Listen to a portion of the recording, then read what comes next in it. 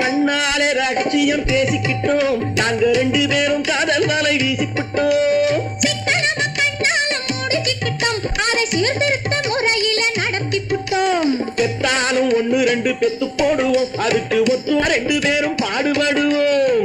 ஊதாரி பிள்ளைகளை பெக்க மாட்டோம், அது ஊரு வந்து வாங்கும்படி வைக்க மாட்டோம். நாங்க புதுசா கட்டிக்கிட்ட ஜோடிதானுங்க, நல்ல பாட்டு படிக்கும் வாரம் பாடிதானுங்க.